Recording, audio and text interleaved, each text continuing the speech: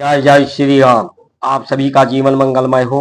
आप सभी महानुभावों का वंदन अभिनंदन एवं स्वागत है। गुरु के चरणों में सकल तीरथ धाम, गुरु तेरे चरणों में सुख के धाम। गुरु का पद चिन्ह है, पद चिन्ह पर चल करके लोग अपने जीवन को सफल बनाते हैं। बनाने की ये परंपरा है। भारत की संस्कार संस्कृति सनातन धर्म एक संविधान है, संविधा है, संविज्ञान है। सबको सम करने के लिए, विषमता को समाप्त करने के लिए इस संविधान की आज चर्चा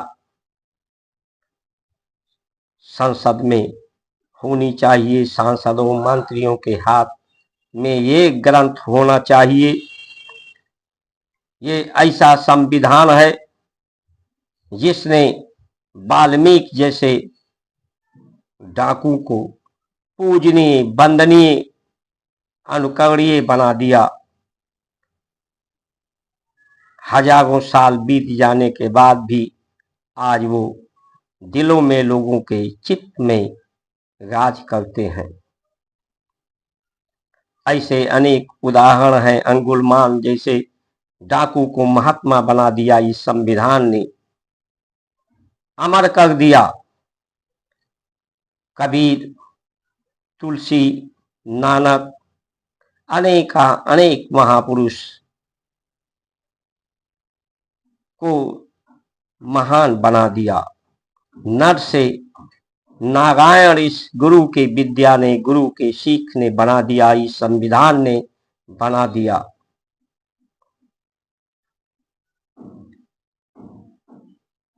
आज उसकी महानता, उसकी गाथा हमारी संसद में होती।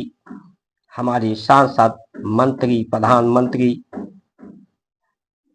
पक्ष विपक्ष सब इस गाथा को लेकर के, इसकी महिमा को लेकर के महिमा मंडित करते, को शोभनीय, वंदनीय बनाते।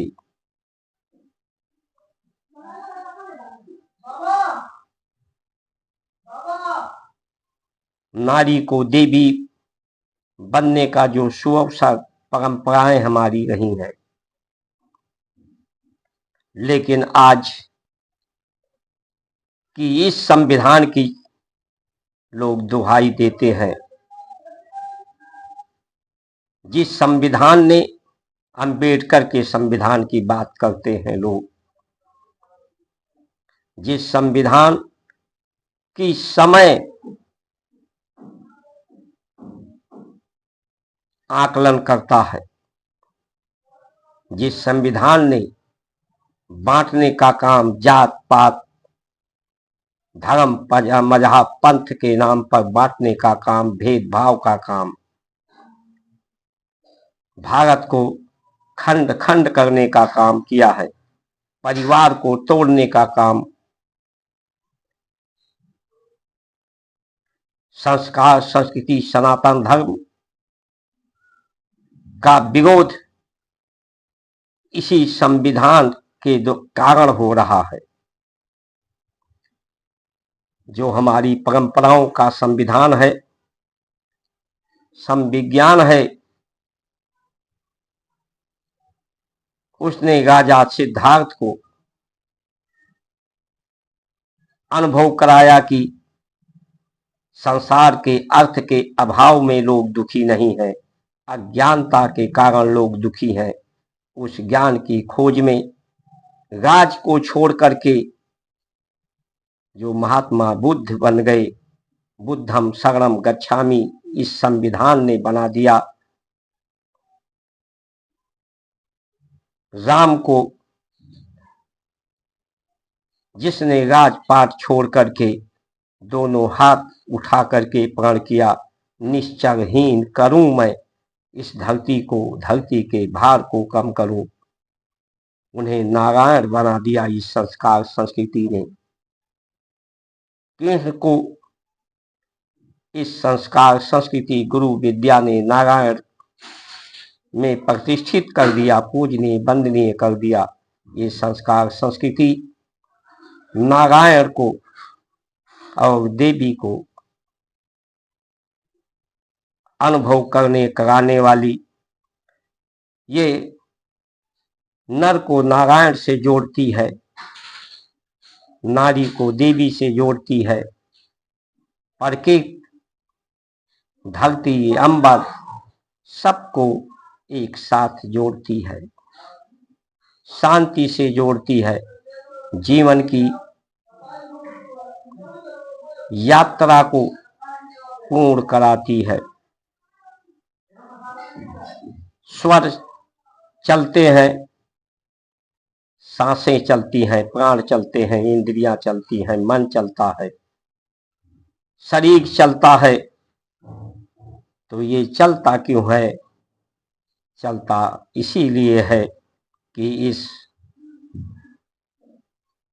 सत्य का अनुभव करके संतुष्ट पुष्ट होने के लिए। नहीं तो ये एक सुअवसर है, ये एक ऋण के रूप में, कर्ज के रूप में ये जीवन मिला है। ये कर्ज जब व्यक्ति, हमारी संस्कार संस्कृति का विज्ञान इस कर्ज के भार से मुक्त करने की प्रेरणा देती है कि ये जिसने दिया है स्वयं प्रसन्न इच्छा से उसे वापस कर दिया जाए, और ये वापस होना अवश्य भावी है। जब आप अपनी मर्जी से वापस कर देते हैं, स्वेच्छा से, प्रसन्नता से, सत्य का ज्ञान समझ करके, सत्य का अनुभव करके, तो इसे देने में भी प्रसन्नता होती है ऋण को, और ऋण जिससे मिला है, चाहे वो माता हो, पिता हो, गुरु हो, धरती हो, प्रकृति हो, ब्रह्म हो, ब्रह्मांड हो, तो सबको प्रसन्नता मिलती है। यही कल्याणकारी है। और जब इस कर्ज को लोग स्वेच्छा से नहीं देते, प्रसन्नता से नहीं अर्पण करते, तेरा तुझको काला गई मेरा, मनुष्य या पूरे जगत की क्या हैसियत है? ये मनुष्य क्या पूरी जगत, ये शरीर भी किसी के द्वारा मिला है, नाम भी किसी के द्वारा मिला है, पहचान भी किसी के द्वारा मिला है, आश्रय भी किसी के द्वारा मिला है। धरती अकेले कुछ नहीं कर सकती, प्रकृति अकेले कुछ नहीं कर सकती, ब्रह्मांड अकेले कुछ नहीं कर सकता। उसकी कोई निजता का कोई व्यवस्था अवस्था नहीं हो सकता जब तक एक दूसरे का साथ और सहयोग न हो। कोई नर और नारी कुछ पैदा नहीं कर सकती जब तक आपस में तालमेल न हो। इसलिए भारत की संस्कार संस्कृति भगवान से भी मिलाती है, परिवार से भी मिलाती है, सब में मेल जोल करके जीवन जीना सिखाती है। नहीं तो ये कर्ज तो सबको चुकाना पड़ता है। कोई स्वेच्छा से चुकाता है, कोई जंजीर में बंध करके जाता है। तो देने वाले को भी कष्ट होता है और लेने वाले को जब जबरदस्ती से लेना पड़ता है। तो आज इस संविधान की जो महान बनाती है उस पर सबका ध्यान होना चाहिए। और ये अंबेडकर का जो संविधान है इसकी बहुत दुहाई देते हैं लोग कि इस संविधान ने चाय बेचने वाले को प्रधानमंत्री बना दिया।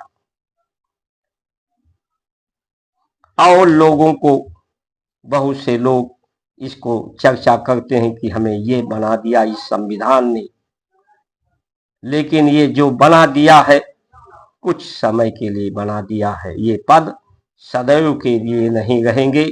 जब पद नहीं रहता तो कोई पूछने वाला नहीं होता, कोई पूछ नहीं होती। इतने बड़े बड़े पद पर पहुंचने के बाद इस संविधान ने अपराध और अपराधी को पैदा किया है, पाप को पैदा किया है। जो 5,000 रुपये महीने भी आम जनमानस कमा करके अपने जीवन को किसी तरह से गुजर बसर करता है, लेकिन अपने टैक्स के पैसे से अधिकारियों, कर्मचारियों, नेताओं को सुख सुविधा देता है और उनका लाख रुपया, 50,000 रुपया वेतन पाने के बाद भी उनका पेट नहीं भरता। वो भ्रष्टाचार करते हैं। इस शिष्टाचार को समाप्त करते हैं, सदाचार को समाप्त करते हैं, सदव्यवहार को समाप्त करते हैं, सद आचरण, सद आहार को समाप्त करते हैं, व्यवस्था को, सद्भावना, सद्बुद्धि की व्यवस्था को समाप्त करते हैं। इसीलिए ऋषियों ने हमारे, क्योंकि विचार अनेक होते हैं लेकिन सद विचार एक ही होता है, एक की व्यवस्था दी। भावनाएं अनेक होती हैं, सद्भावना एक होती है। अनेकता में एकता का बुद्धि अनेक तरह की व्यवहार करती है, लेकिन सद्बुद्धि एक ही तरह की व्यवहार करती है। यानी अनेकता में एकता की बात हमारी संस्कार संस्कृति कहती है। और ये संविधान अम्बेडकर का समय आने पर इसका भी मूल्यांकन होगा, जो लोगों के जीवन की मूल्यांकन नहीं करती, संबंधों का मूल्यांकन नहीं करती, सबको बांटने का कार्य करती है। जो अंग्रेज कार्य करते थे, मुगल कार्य करते थे, वही कार्य आज की व्यवस्था कर रही है। व्यवस्था ही सबसे बड़ी इस भारत की संस्कार संस्कृति का विरोध कर रही है। इसलिए जब तक व्यवस्था नहीं बदलेगी, और ये व्यवस्था अब निश्चय ही बदलना इसका सुनिश्चित है, क्योंकि जिस व्यवस्था से लोग संतुष्ट नहीं हो सकते, पूर्ण रूप से स्वस्थ नहीं हो सकते, पूर्ण रूप से सबके साथ न्याय नहीं मिल सकता, वो व्यवस्था तो प्रकृति, परमात्मा और समय चक्र अवश्य बदल देगा। इन्हीं वचनों के साथ आप सभी का सुमंगल कामना करते हुए जय श्री राम।